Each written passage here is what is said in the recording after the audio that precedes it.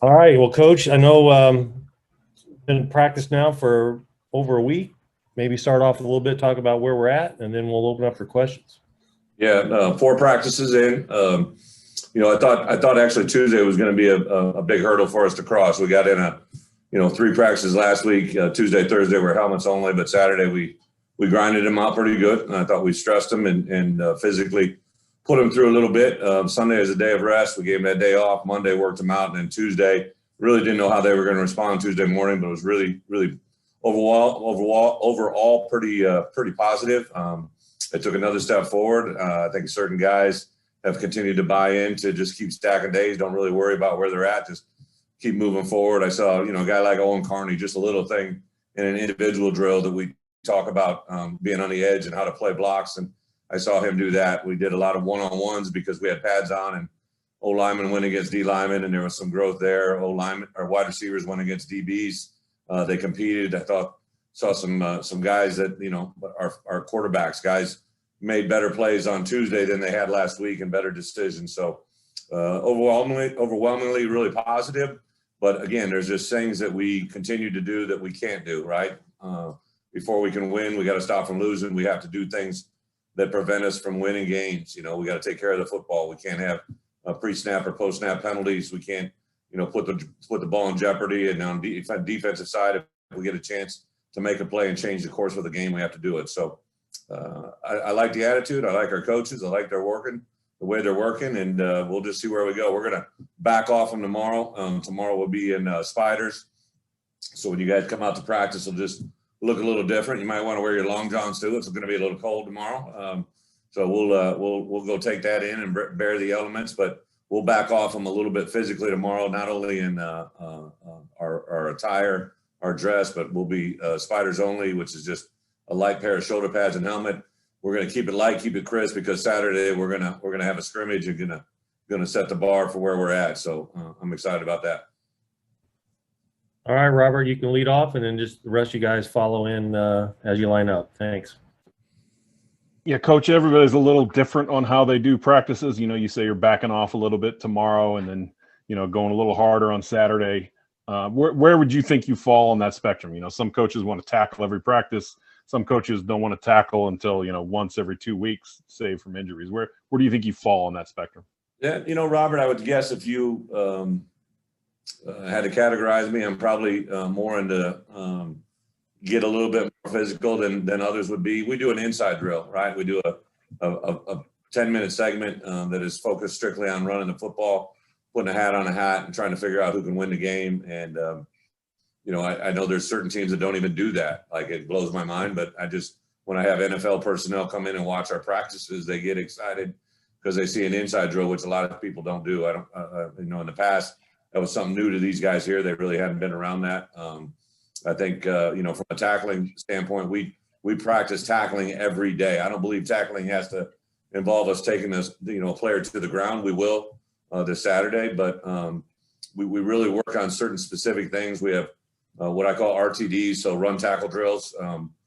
We do 2 of those in every practice, which is 10 minutes out of a 2-hour practice every day that really just focuses on how you run the football and how you tackle the football.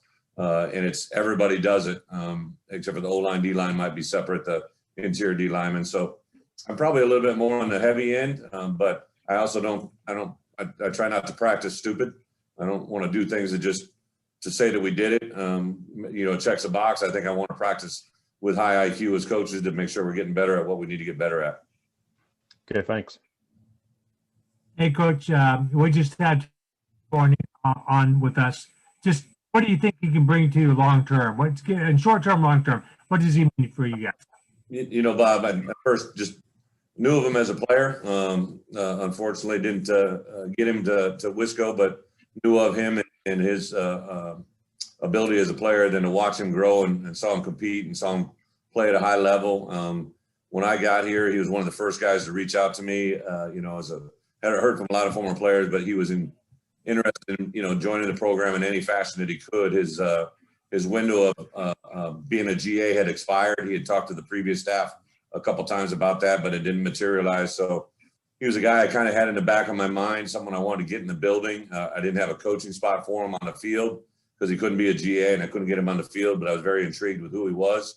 Literally stayed after me and was in constant contact, but it wasn't like in an annoying way. It was just reaching out, and every person I engaged about Terry spoke highly of him. And then when I sat down and interviewed with him on a couple different occasions, I just felt this is a guy we need to have in the building. So he really serves as a high school personnel director, but also, I call it Illini relations, but dealing with former players that are out in the world coaching in state, out of state. But he'll be in contact with high school coaches from coast to coast. And I'm going to rely on his strengths, right? He's had a very successful career already in the high school coaching world. He's tremendous at building relationships. I think he'll educate us on things that he's learned as a high school coach, but also to have another former player in this building who had tremendous success just gives us all an advantage. I've been very dedicated to getting former Illini back in the building and building into what's been successful around here, but also what hasn't been successful. So he's a young coach in age, but I think he has a maturity level to him as a person that I'm very excited to tap into. We had your kicker receiver yesterday. You have a lot of those in your history, a lot of kicker receivers. How's that going to work? It's in progress. Caleb, what jumped out to me seriously is we're into winter conditioning and we're having these drills. And I mean, we have guys, making daily contributions to trash cans left and right. And I'm I'm watching this guy go through these drills, and all these guys are around him sweating, bending over, and he's just kind of sitting there smiling, looking around, being Caleb, and I'm like, what's with this guy, And then I was talking to somebody that first week, and they're like, well, he was captain of a state championship team that, he was an unbelievable athlete, and everything we do, and then he caught punts. I remember him catching a punt in the Penn State game, and all this stuff, and I'm like, what are we doing here? So again, George McDonald at his finest. I hadn't even really discussed it with anybody, and before a Tuesday morning workout, Gio comes over to me. He said, hey, can I grab Caleb and work him in my individual drills? I said, absolutely, if it's all right with him. So I had actually said something to Caleb about, possibility of doing this, but we literally just threw him in there, and he looks a little bit like a kicker going through wide receiver drills, but we believe in here, kickers are people too, so we're giving him an opportunity to show what he's got. I don't know where it's going to end up, but I did want him to know that he's still in a race to become our starting kicker, right? He came here, and he's obviously a very talented player, so I didn't want this to take away from that. And again, I think communication's been great, and we'll see where it goes. Thanks, Coach. Thank you. Good afternoon, Coach. I wanted to ask you about your Flip-Flop Fridays and how that started, and I guess just like that entire aspect of your program. Well, Flip-Flop Fridays, really, I think it was a player that came up with it, but I think that on Fridays during the season, you want your players to be about as relaxed as they can be, right? Everybody gets uptight, everybody gets worked up. When you're playing good football, the better you play, the intensity level goes up that much more. So I would let them just, we won a lot of games, and I think a lot of it was because of the way we approached Friday. So that probably continued from there. The whole flip-flop thing is a longer conversation. I grew up a young man in Provincetown, Illinois, 1,800 people, and hadn't done a lot of world traveling, never been on a plane until I went to college, and went to college, experienced, air travel, but the first ever really vacation I ever went on in my entire life, I was a first-year linebacker coach, and at the University of Iowa, they take you on a cruise at the end of every recruiting cycle. And all of a sudden I was on a cruise, and I'm in the Caribbean, and first stop we go to, I think, was Jamaica or Barbados. And I get off, and everybody's kind of just having fun, right? Everybody's loose. Everybody's kind of just, the sun's going, beats are popping, and I look around, everybody's got, sandals or no shoes on. And I'm like, man, these people are happy. Now, there might've been other reasons they were happy, but at that point in time, I took it that they were wearing, sandals. And then literally I get back, and 2 weeks later, I go to do a clinic in New Jersey, and fly, and I land, and like everybody was like, kind of bristly and not very warm and receptive, and everybody's wearing tight shoes and boots, and everybody's got their feet all tied up. And I thought the world would be a better place if everybody just wore flip-flops. But it's just good. It's what I feel. I know our players have made a little bit of a deal for it, but it's just kind of the way we roll. So how important is it, I guess, just for the players to understand that, yes, it's a business and you need to be focused, but it's also a game and you just need to have fun and keep things loose. How important is that for you in the building? I think it's just got to be who you are. Like, they don't have to emulate me or be me. All right. But they have to understand me. Like, and I think the part I really want our guys to know is when it's time, when you walk across that white, all right, there's a different level of intensity you got to have. You can still have fun on a football field, but it's with the right structure. When you're off the field, right? Like, we got some things planned for them this weekend. Being a holiday weekend, that after the scrimmage on Saturday, we got a special meal for them. Let them love them up, let them have a little bit of fun. We're actually going to be able to have the families, their immediate families are going to be able to come to practice this Saturday. And again, we preach family all the time, and I wanted to be able to do something a little bit different for their families, even though we're not going to be able to interact with them or be engaged with them in the stands. They're going to be able to see there and watch their sons for the first time in a long time. And I think that's a big deal. So family is very important. And however I got to relate with these guys now, I'm just trying to be the best me every day. I want them to be the best them every day. And hopefully we'll get there in the end. Thanks, Coach. Appreciate it. Absolutely. Hey, Bret, if I could follow up on Terry, how does his story, stay home, go to the NFL? I mean, that's obviously a pitch that you guys have put out there quite a bit. How does that uniquely resonate with prospects that you guys are after? How much weight does that carry?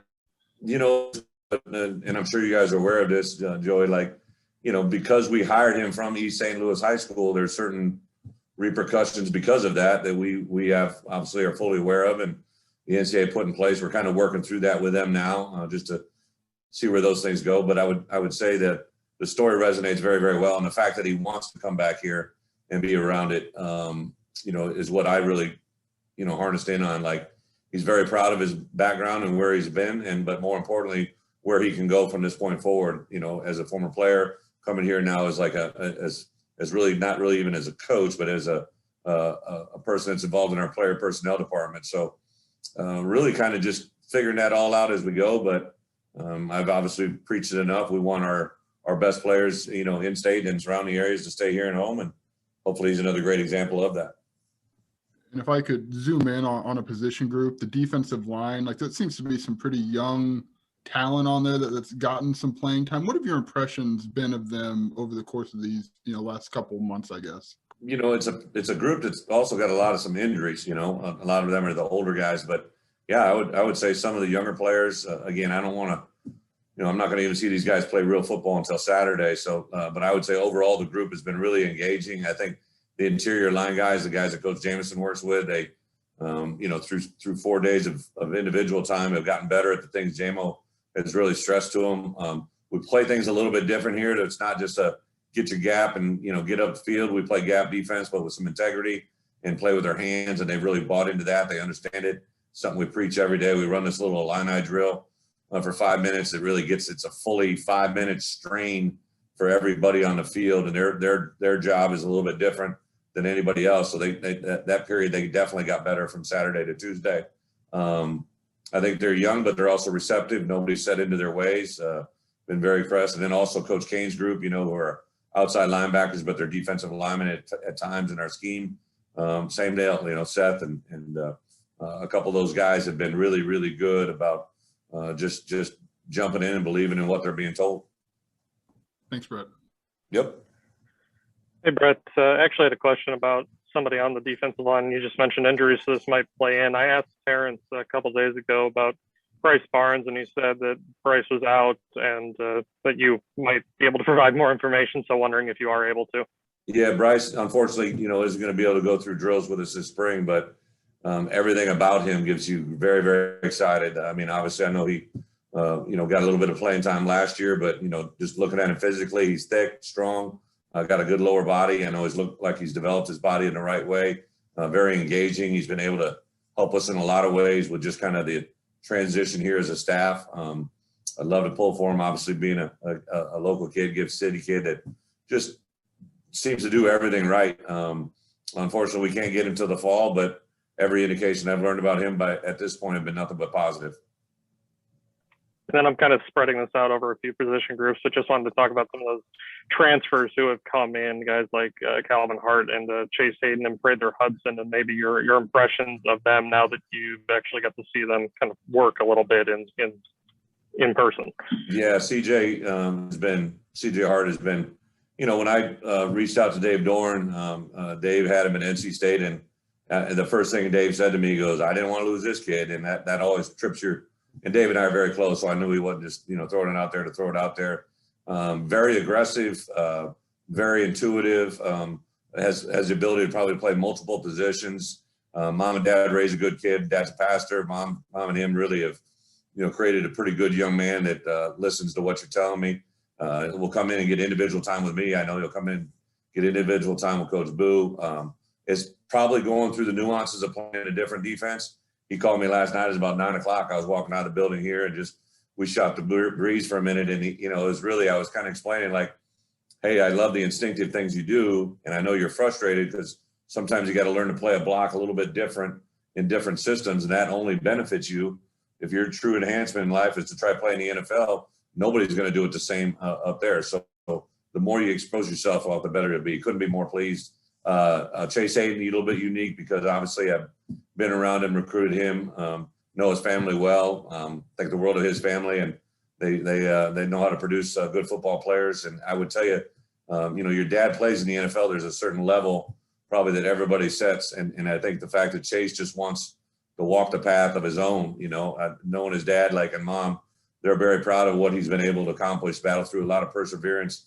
He came alive on Saturday, but really came alive yesterday. I thought overall our three, top running backs between Reggie, Chase Hayden, and Chase Brown, those three guys really made a big jump from Saturday to Tuesday. I give Coach Patterson a lot of credit for that. Just like they made a big jump in ability to run the football. So pleased with him, and he fits in well with the team. Now, if you ever interview Chase, man, get ready to, write down the few words he says. He's a man of few words, but a man of heavy action. So you're going to like the results on the field. He's just probably not a great interview. It's hard to get anything out of him. And Prather, what I love about Prather, I think he started 53 straight games at Georgia, right? And played in a variety. How many guys you see play offense, defense, and special teams at that level? And high football IQ, again, comes from a great family background, brought in immediate intensity into the workouts, has great short change of direction.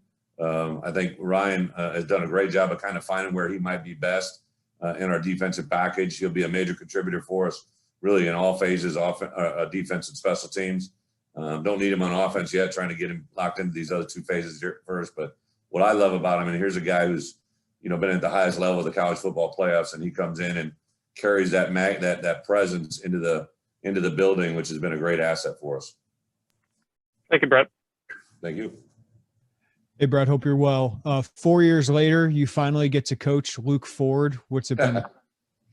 Yeah, Jeremy, it's a great question. So you probably know the backstory. He committed to us first, and I remember my tight end coach, Barry Lunny, who's actually the offensive coordinator when we play UT San Antonio next year. It's kind of an interesting way that whole world works. But I sent B. Lunny up to his high school, and I remember he was watching him play basketball, and he called me, he's like, Brett, this kid's a freak show. He do everything you think we saw on film, and we need to make a move. So we obviously offered, and then a couple weeks later he committed, and then he got really popular with the rest of the country and decided to decommit. And being the calm person I was at 47 years of age 4 years ago, I wished him luck on his way in so many ways and said, listen, this is a decision you're going to make, and I wish you the best of luck. And then it was interesting when I got my first phone call from Josh and I'm looking through the roster, I just started chuckling because I realized what could possibly happen. And then, as this thing's unfolded, I'm excited for him. All right. But I challenged him last week, and I think he can get to a position. I was kind of shocked when I went to the Penn State game and I didn't see him on the field all that much. And I think there's a variety of different reasons why that may or may not have happened. So he and I had a good conversation, and I think the guy that probably has impressed me the most from Saturday to Tuesday when we put the pads on, truly might be Luke. He's training, he's competing, he made a couple great catches. He's by no means there. He'd be the first to tell you I let him have have a couple coaching moments the other day. So like but I'm going to tell you, physically, height, weight, ability, more than intelligent enough, more than capable of making something really special happen. And I really hope it happens. He's got great parents, great people, obviously a local kid that hasn't been able to achieve the success that everybody thought maybe he would at some point, but I'm betting on the come. I think he's really got a bright future, hopefully. Obviously that tight end position is key for you guys. I know in Tony's offense. So what do you think is key to unlocking it and to get all that talent out of him? Well, I think you got to get guys to play at the level that can, like I talk about 3 things all the time, right? And whether they make sense or not, it doesn't matter. Do the right thing, be respectful of people, and be the best you, right? And in that room, especially DJ Barker, like he's obviously got talent. He's a big kid that can run. He's athletic. We had a few moments there last week, but he made a couple plays on Tuesday, blocking in the run game that really got me excited. Like, and we know he can catch the ball, but he doesn't catch them all, right? So if you're going to preach about being this dynamic receiving tight end, well, let's be the dynamic receiving tight end. Let's not talk about it. Let's be about it. And I've probably been as aggressive on DJ as anybody on the roster. He's responded very, very well. I think the two of us can continue to grow, and he can grow in his offense and those tight ends. I had a good tight end. My first tight end I ever recruited at Arkansas signed for over $40 million last week with the Patriots. It was the first recruiting call I made when I got off the stage as the head coach of Arkansas. I called Hunter Henry, and it worked out pretty good for everybody involved. And my hope and dream is that we can kind of get that same thing going here. Been able to put in, I think, 8 or 9 tight ends into the league during my career as an assistant and head coach that I either recruited or coached, and hopefully that more of that can continue here. Thanks, Brett. Okay, we'll wrap up with Matt Stevens. Go ahead, Matt. Brett, you've got 3 incoming spring enrollees, incoming freshman spring enrollees, and I was wondering what you saw out of them these first couple of weeks that have either impressed you or that you've seen a development that could possibly happen over their future at Illinois. You mean the true freshmen are here right now? Yeah, I'm talking about Dylan, Brody Weiscover, and Sed.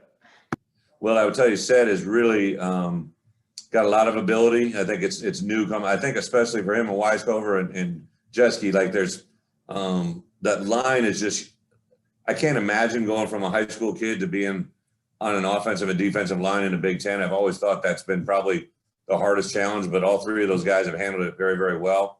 I think that just the rate and the speed and the level of intensity has been one of those aha moments, but I think they're all handling it very, very well.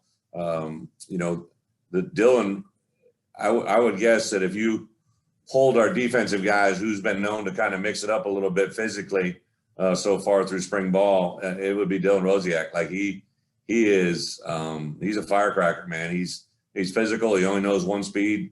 His first play of tackle football on Saturday, he came. Now he wasn't lined up right, and he wasn't in the right position, but he did know how to get to that football. And we were playing, thud football, which means you just thud him up and kind of, make a nice form tackle on him. And whoever it was, he picked him up, threw him down, and acted like it was nothing like different. And I'm just where everybody's going, oh, but he didn't bat an eye. Like he's full go. So I'm very, very excited about that crew. Ricky Washington, unfortunately, is injured. So, but Ricky's had a great, for the deal that he got, from a foot injury and the surgery and, being on campus and getting all this news to come at him. I thought he's handled that moment very, very well. Very excited about Ricky as well.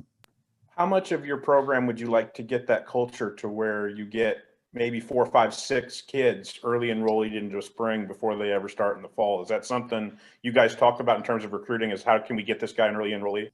Matt, actually would probably like the number to get as high as 10, to be quite honest. If you're recruiting a player that, I say this all the time, you recruit your problems, right? But if you can recruit a young man that really focuses on trying to leave high school early to gain an advantage, that's the ones we're looking for, right? I mean, they're usually got a certain maturity to them, a certain level of obviously ability to make that happen. But I think the more we can get in here early, that kind of enter into that world would only help us for sure.